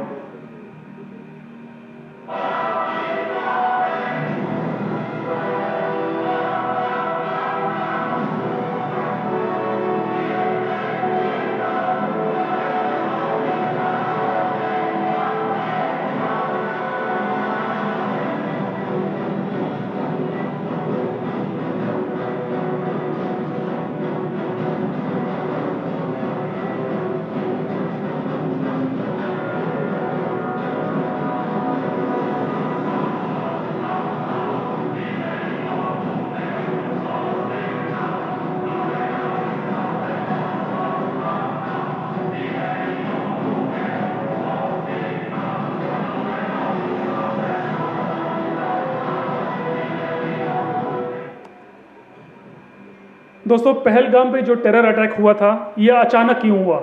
इतनी लंबी शांति के बाद क्या ज़रूरत पड़ गई? तो इसके कुछ कारण मेरी समझ में आए कि हो सकते हैं। क्या पाकिस्तानी आर्मी पे कोई प्रेशर था? हो सकता है, पर कंगाल पाकिस्तान के पास इतने रिसोर्सेज नहीं कि वो अकेले दम ये टेरर अटैक कर सके। दूसरा कारण ये हो सकता है कि आप ये समझिए कि जनरल आसिम मुनीर, जो कि वहाँ का जनरल है, पहले उसको ISI चीफ बनाया गया, जो कि बहुत कम पीरियड के लिए वो बना था। उसने कई ब्लंडर्स किए तो उसको पनिशमेंट पोस्टिंग मिली।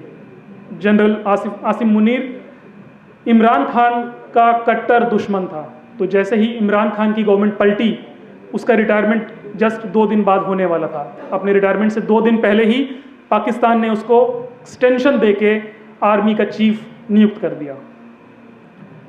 पाकिस्तान की जनता में दोस्तों गृह युद्ध जैसे हालात बन गए हैं। पाकिस्तान में महंगाई चरम सीमा पे पहुंच गई थी। पिछली कुछ रिपोर्ट्स किया, पिछले कुछ सालों में वहां पे खबर आई थी कि आटा 600 रुपए किलो तक बिक रहा है। कुछ और कारण हो सकते हैं कि यह हमला अचानक क्यों हुआ, कि पाकिस्तान शायद एक जियोपॉलिटिकल सिग्नल देना चाहता है, क्योंकि इंडिया की इंटरनेशनल इमेज बहुत अच्छी बन चुकी है और उस पर किसी ना किसी तरह चोट करनी है। दूसरा ये भी हो सकता है कि स्लीपर सेल्स, जो कि बहुत समय से सो ही रहे थे इंडिया में, उनको दोबारा से जगाने की कोशिश करना।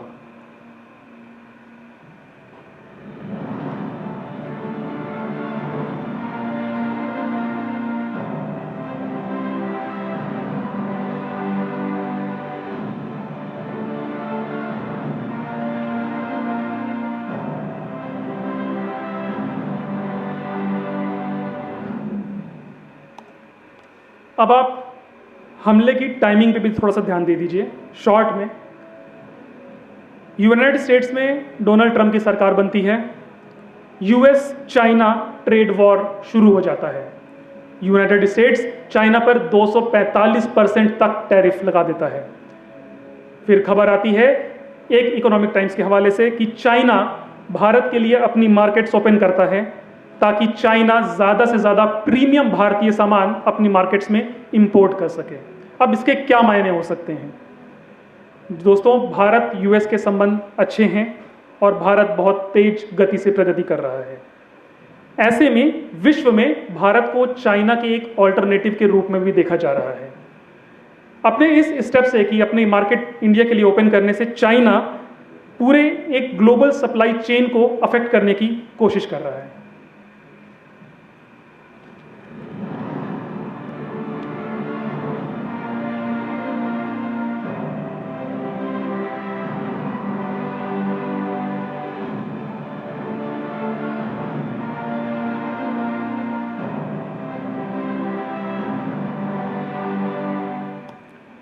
उधर हमले के कुछ दिन पहले ही पाकिस्तान के जनरल आसिम मुनीर का एक भड़काऊ बयान सामने आता है, जिसमें हिंदू और मुसलमानों के बीच एक गहरी खाई खोदी जाती है।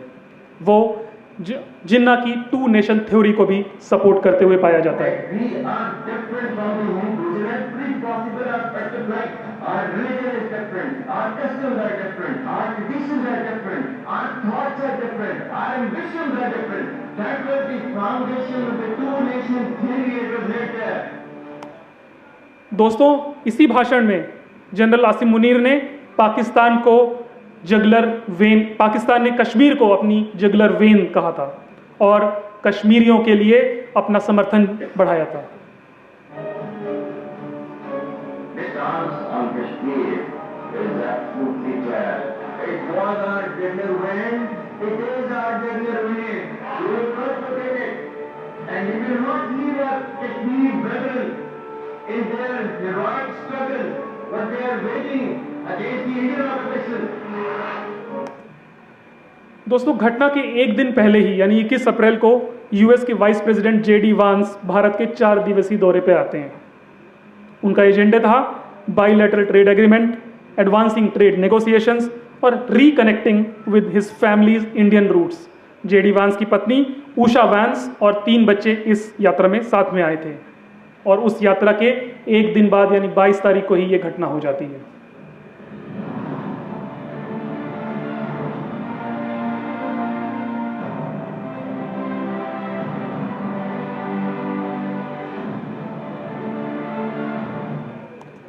इस घटना के बाद इंडिया ने क्या एक्शन लिया? दोस्तों, इंडस वाटर ट्रीटी को सस्पेंड किया गया, जिसके दूरगामी परिणाम हमको आने वाले समय में देखने में मिलेंगे। वाघा बॉर्डर तुरंत प्रभाव से क्लोज किया गया और सारे पाकिस्तानियों को 1 मई तक वापस जाने के लिए कहा गया। पाकिस्तान के सार्क वीज़ाज को कैंसिल किया गया। पाकिस्तानी मिलिट्री एडवाइजर्स जो कि न्यू दिल्ली में बेस्ड हैं, उनको वापस जाने को कहा गया। 3 टेररिस्ट के स्केचेस जारी हुए। एक घोड़े वाले की संदिग्ध भूमिका भी सामने आई। 9 टेररिस्ट के घर बम से उड़ा दिए गए थे। बढ़ते हुए प्रेशर को देख के और इंडिया के रुख को देखते हुए जिस टीआरएफ ने, द रेजिस्टेंस फ्रंट ने 22 तारीख को इस घटना की जिम्मेदारी ली थी, 25 तारीख को उसने इस घटना की जिम्मेदारी से अपने आप को अलग कर लिया। टीआरएफ ने कहा कि उसका सोशल मीडिया अकाउंट हैक किया गया, जो कि भारतीय एजेंसियों के डिजिटल वॉरफेयर का एक हिस्सा है। जबकि इस खबर को नकारा द टाइम्स, द फेडरल की एक रिपोर्ट और इन्वेस्टिगेशन ने उन्होंने एक साइबर एनालिसिस किया और ये पाया कि जो टीआरएफ ने पहला मैसेज लेके उसमें जिम्मेदारी ली थी, वो मैसेज खुद पाकिस्तान के सर्वर से ही अपलोड किया गया था।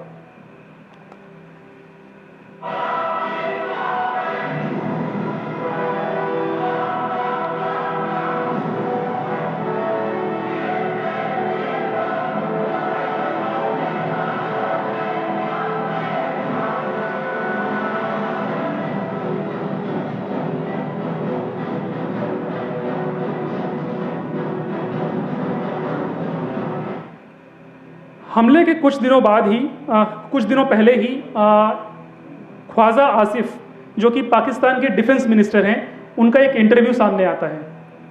उस इंटरव्यू में ख्वाजा आसिफ ये एडमिट करते हैं कि पाकिस्तान टेररिज्म को बहुत लंबे समय से सपोर्ट कर रहा है।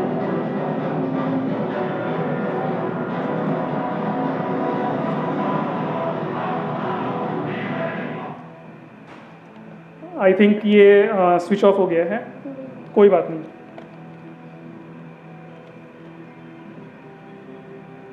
दोस्तों, ख्वाजा आसिफ की वो जो रिपोर्ट थी, मैं उसका इंटरव्यू चलाने की कोशिश करूंगा यदि चल जाएगा तो।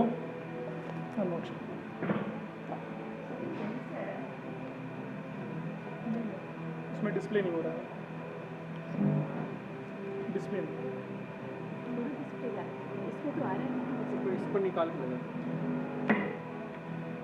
डिस्प्ले है ही नहीं ना, उसमें सोर्स ही नहीं है, डिस्प्ले ऑफ हो गया।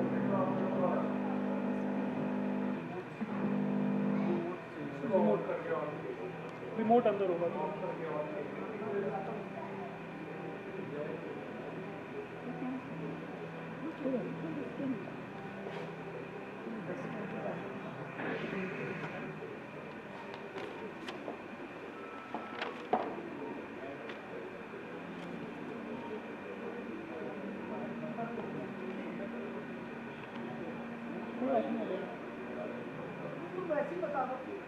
ठीक है, मेरे ख्याल से ये इंटरव्यू था ख्वाजा आसिफ का।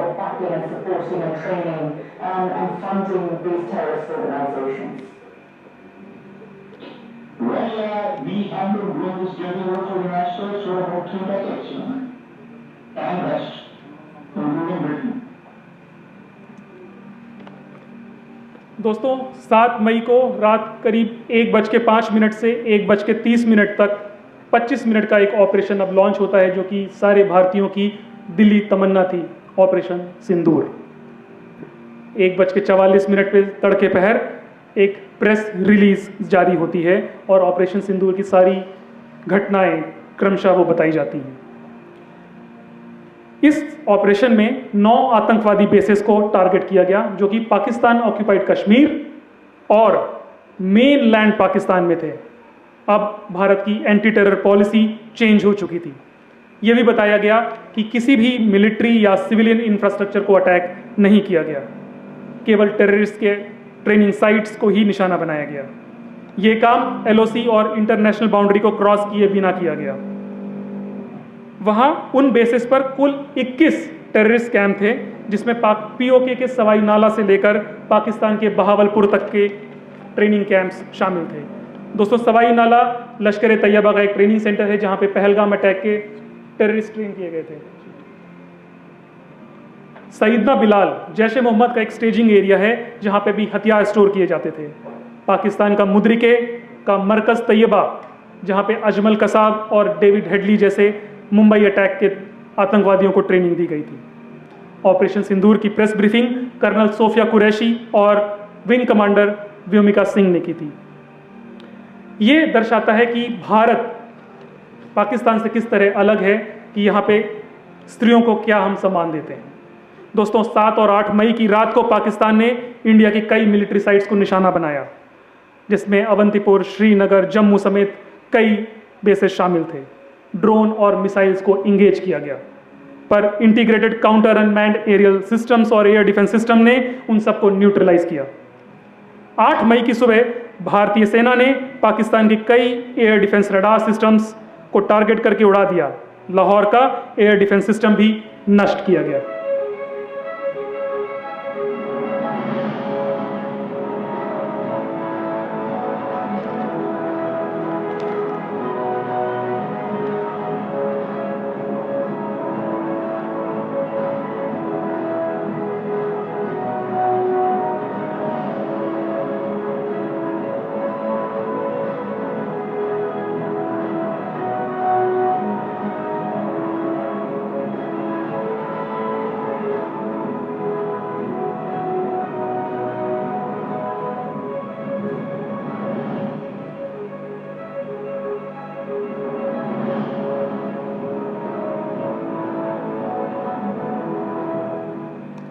पाकिस्तान के डॉन न्यूज़ के हवाले से खबर आई कि बहावलपुर की सुभान मस्जिद को भारतीय मिसाइल्स ने निशाना बनाया और इस पे लेके बहुत हो हल्ला काटा गया।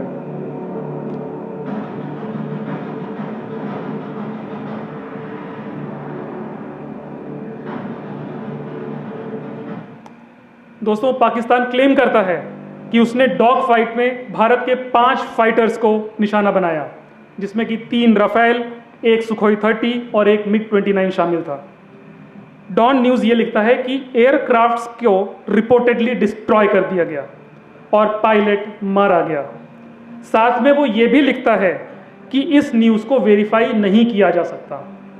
जब CNN की बेकी एंडरसन ख्वाजा आसिफ, जो कि मिनिस्टर ऑफ डिफेंस हैं पाकिस्तान के, उनसे ये पूछती है कि आपके पास क्या एविडेंस है कि आपने भारत के विमानों को नष्ट किया, तो वो कहते हैं कि ये सब हमने सोशल मीडिया पे पता चला है।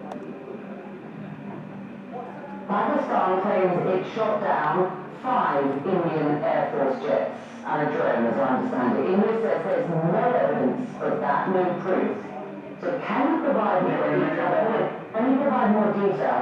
And is this the response that your army spokesman threatened, or is there further action to come? Let's start with this very specific allegation of 5 fighter jets shot down. Where's the evidence for that, sir? It's on the social media, on Indian social media, not on our social media. Operation Sindoor launch होने के 3 घंटे बाद ही यानी सुबह करीब 4 बजे Chinese embassy के officials Islamabad foreign ministry पहुंचते हैं डेटा चेक करने के लिए, क्योंकि ये पहली बार था जब किसी चाइनीज़ जेट को सीधे युद्ध में इस्तेमाल किया था। रिपोर्टर याल्दा हाकिम एक इंटरव्यू में पाकिस्तान के इंफॉर्मेशन मिनिस्टर अताउल्ला तरार से बात करती हैं और वो सीधे इस बात से डिनाई करता है कि पाकिस्तान में कोई टेरर कैंप्स तो हैं ही नहीं। तब वो उसको ख्वाजा आसिफ का इंटरव्यू भी याद दिलाती हैं और ये बताती हैं कि पाकिस्तान किस तरह टेररिस्ट एक्टिविटीज़ में संलिप्त है। Indian armed forces say that altogether 9 sites have been targeted, that they haven't hit any Pakistani military facilities. These are terrorist camps that they are hitting. Let me make it very clear, there are no terrorist camps in Pakistan. Pakistan is a victim of terrorism.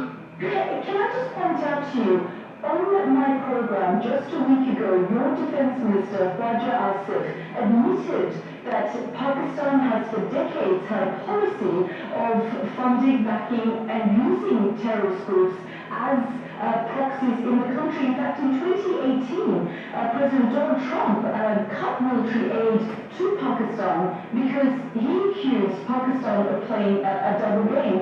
So when you say there are no terrorist camps in Pakistan, that is going against what General Pervez Musharraf has said, what Benazir Bhutto has said, what your defense minister said just a week ago. In fact, what Bilawal Bhutto said to me a few days ago, he said that terrorism and funding and backing terrorist organizations has been and was part of Pakistan's history. दोस्तों, इसी interview में ये भी उसने याद दिलाया कि किस तरह पाकिस्तान की हिस्ट्री टेररिज्म से लिंक्ड है। पिछली सरकार जो ट्रम्प सरकार थी उसने पाकिस्तान के मिलिट्री एड्स को कट किया था। पाकिस्तान कैसे ग्रे लिस्ट में शामिल था। ओसामा बिन लादेन कहाँ पे पाया गया था? ओसामा बिन लादेन जो कि पाकिस्तान की एबटाबाद क्षेत्र में पाया गया था, जो कि पाकिस्तानी मिलिट्री बेस के बिल्कुल पास में है। उसने ये भी बताया कि ओसामा बिन लादेन को पकड़ने के लिए यूएस ने पाकिस्तान की मदद नहीं ली, क्योंकि वो उसकी कथनी और करनी में अंतर समझता था।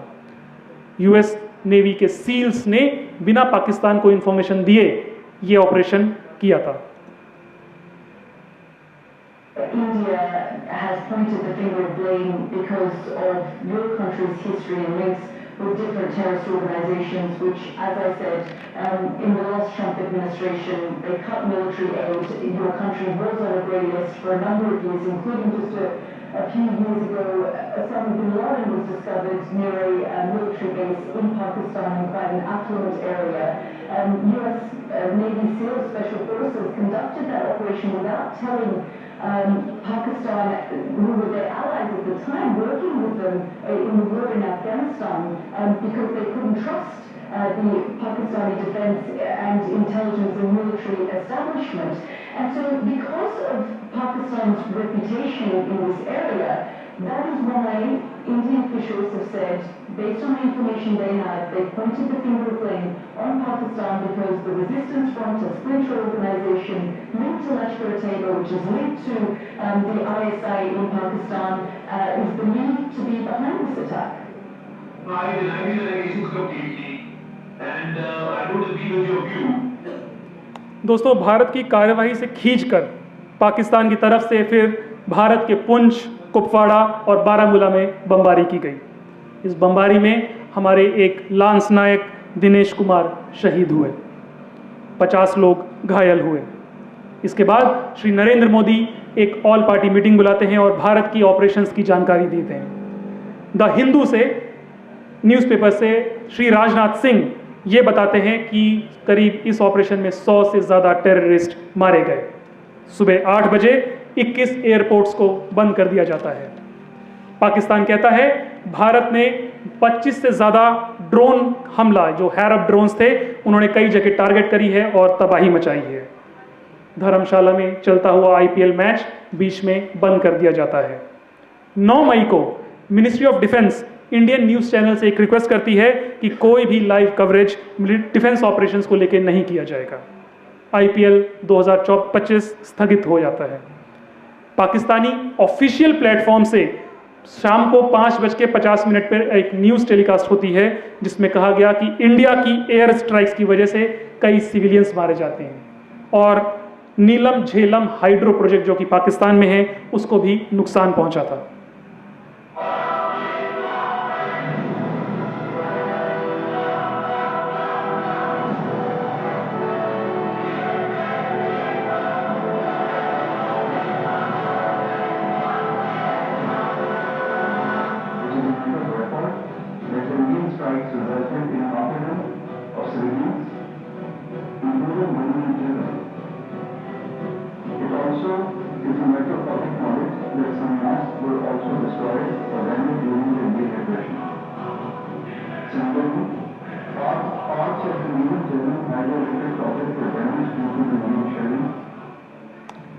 दोस्तों फिर इंडिया एक प्रेस ब्रीफिंग करती है जिसमें कर्नल सोफिया कुरैशी सामने आती हैं और वो बताती हैं कि पाकिस्तान ने एक कोऑर्डिनेटेड अटैक लॉन्च किया 36 लोकेशंस पर।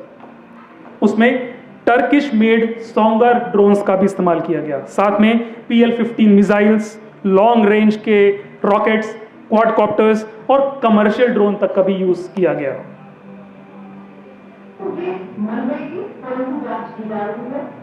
प्रारंभिक रिपोर्ट से पता चलता है कि वे तुर्की के अजीज गार्ड solar drone. Wing commander Vyomika Singh कहती हैं कि जब पाकिस्तानी ड्रोन अटैक कर रहा था उस समय पाकिस्तान ने अपना एयर स्पेस खुला रखा था ताकि भारत यदि जवाबी कार्रवाई में कोई भी हमला करता है और गलती से उसका एक भी सिविलियन एयरक्राफ्ट नष्ट हो जाता है तो उसका पूरा इल्जाम भारत पे लगा सके। Pakistan's irresponsible behavior again came to fore.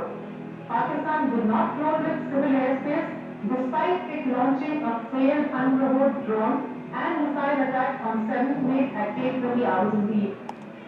उधर इस हमले से पाकिस्तान की हालत खराब होती जा रही थी। इस बात का पता इस बात से लग सकता है कि उनके minister of defence Khawaja Asif अपनी पार्लियामेंट में ये बताते हैं कि अब मदरसा स्टूडेंट्स ही उनके सिपाही बचे हैं और वो उनकी एक सेकेंड लाइन ऑफ डिफेंस है।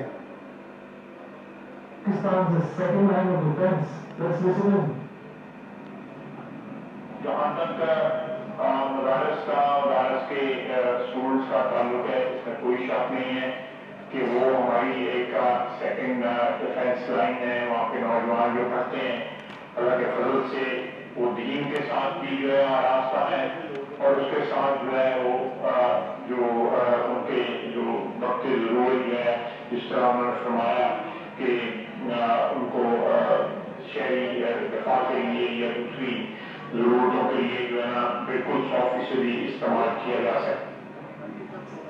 दोस्तों अब अंत में 10 मई की बात करते हैं। 10 मई को सुबह तड़के 3 बजे इंडिया पाकिस्तान के मिस एडवेंचर का जवाब देता है। इंडिया पाकिस्तान के कई एयर बेसिस पर मेजर अटैक करता है। उन बेसिस में रावलपिंडी, मुरीद के और रफीकी एयर बेस शामिल थे। इस अटैक के 2 घंटे के बाद ही पाकिस्तानी गवर्नमेंट न्यूज़ के हवाले से खबर आती है कि पाकिस्तान ने भारत के खिलाफ ऑपरेशन बुनियन अल मरसूस लॉन्च किया और इंडिया के एयर डिफेंस सिस्टम को तबाह कर दिया, जिसकी झूठ हम सब भली भांति जानते हैं कि कैसे प्रधानमंत्री मोदी जी ने अपने एयर डिफेंस सिस्टम के साथ फोटो खिंचवाई थी।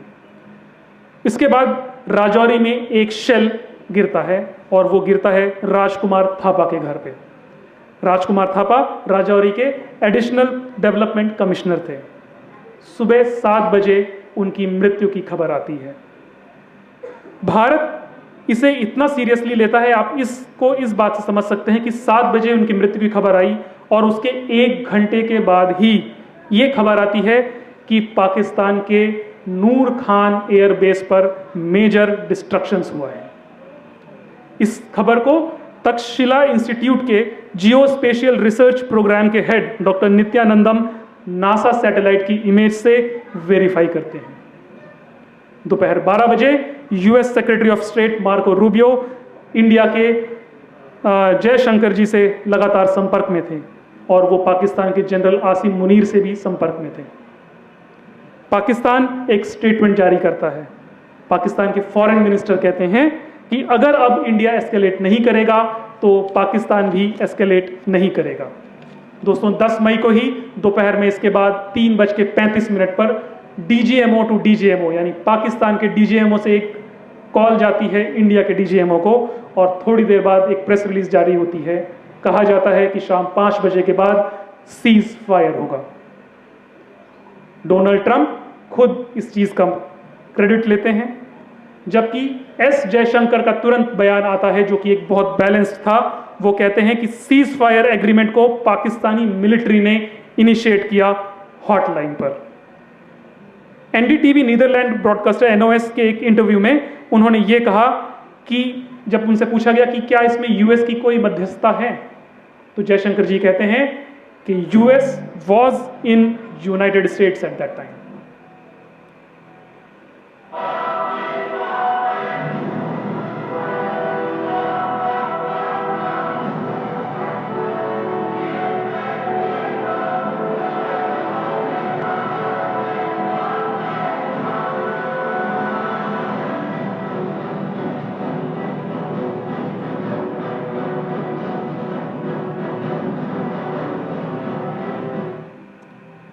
दोस्तों एक्चुअल में हुआ क्या था, ये सीज फायर क्यों हुआ? हम सबके मन में शायद कहीं ना कहीं एक ये बात ज़रूर है कि सीज फायर क्यों हुआ, ऐसे क्या ज़रूरत पड़ गई थी। एक 9 मई को यानी सीज फायर के एक दिन पहले जहाँ पे जेडी वांस का आप इंटरव्यू देखेंगे तो उसमें वो कहते हैं कि यूएस का कोई इसमें रोल नहीं है और it is none our business जो इंडिया और पाकिस्तान में हो रहा है।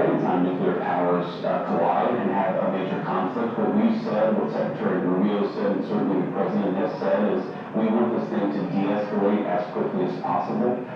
We can't control these countries though. Fundamentally, India has its grudge with Pakistan. Pakistan has responded to India. What we can do is try to encourage these folks to de-escalate a little bit, but we're not going to get involved in the middle of a war that's fundamentally none of our business and has nothing to do with America's ability to control it. America. दोस्तों ये US की official policy है कि वो दूसरे देश में मध्यस्थता नहीं करता है। तो इस बयान को जो 9 मई को जारी हुआ, 10 मई को ही ऐसा क्या हो गया कि CNN की एक रिपोर्ट आई, उसमें कहा गया कि JD Vance called Indian PM to encourage ceasefire after receiving an alarming intelligence. अपने स्टैंड से यूएस क्यों पलट गया, इसमें क्या हुआ था ऐसा? दोस्तों जब सीज फायर डिक्लेयर हुआ तो भारत ने अपना एक स्टैंड क्लियर कर दिया था कि अगर कोई भी नेक्स्ट टेररिस्ट अटैक होता है तो भारत उसको अपने खिलाफ एक्ट ऑफ वॉर मान के कार्रवाई करेगा।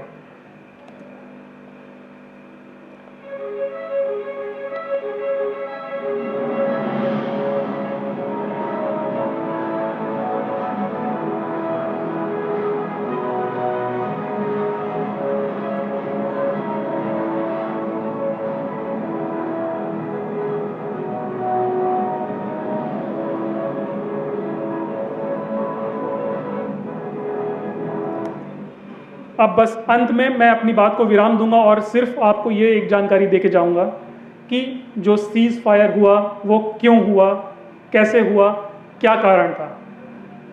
आप सबको मैं बता दूं कि न्यूयॉर्क टाइम्स में बताया जाता है कि जो नूर खान एयरबेस है पाकिस्तान का, वो पाकिस्तान का एक स्ट्रेटेजिक एयरबेस है। पाकिस्तान की राजधानी इस्लामाबाद से सिर्फ 10 किलोमीटर दूर है और एक हाईली सेंसिटिव मिलिट्री कंपाउंड है। न्यूयॉर्क टाइम्स के हिसाब से यहाँ पर सेंट्रल ट्रांसपोर्ट हब है पाकिस्तानी मिलिट्री के लिए। पाकिस्तान के फाइटर जेट्स की एयर रिफ्यूलिंग कैपेबिलिटी भी यहीं पर है। इस बेस के बगल में ही पाकिस्तानी स्ट्रेटेजिक प्लान्स डिवीजन का हेडक्वार्टर है। ये Pakistani strategic plans division Pakistan के न्यूक्लियर आर्सेनल को सिक्योर करता है। जानकारी के मुताबिक पाकिस्तान के पास इस समय करीब 170 न्यूक्लियर वॉरहेड्स हैं। नूर खान एयरबेस के पास में ही बेनज़ीर भुट्टो इंटरनेशनल एयरपोर्ट है जो कि मिलिट्री और वीआईपी मिशंस में यूज होता है। साथियों, यहीं पर पाकिस्तानी एयरफोर्स की मल्टीपल स्क्वाड्रंस हैं, एयर रिफ्यूलिंग यूनिट्स हैं, पाकिस्तानी एयरफोर्स कॉलेज चकलाला है, जहां पर फ्यूचर फाइटर पाकिस्तानी पायलट्स को ट्रेन किया जाता है। जब इंडिया की एयर टू सरफेस मिसाइल का अटैक नूर खान एयरबेस पर होता है तो पाकिस्तान के लिए यह उसकी गर्दन तक पहुंचने के बराबर था, क्योंकि पाकिस्तान की न्यूक्लियर यूनिट्स वहीं पर हैं। अंत में मैं सिर्फ इस बात से खत्म करूंगा कि हम जानते हैं कि सीज फायर क्यों हुआ, हमारे दिल में एक मलाल है। तो एक यूएस ऑफिशियल के अनुसार, जो पाकिस्तान के न्यूक्लियर प्रोग्राम्स के जानकार हैं, न्यूयॉर्क टाइम्स को बताते हैं कि पाकिस्तान का सबसे बड़ा जो डर था वो उसका न्यूक्लियर आर्सेनल पर दांव पर था। न्यूक्लियर आर्सेनल पाकिस्तान का दांव पर था और भारत की पाकिस्तान को ये एक बहुत बड़ी चुनौती थी।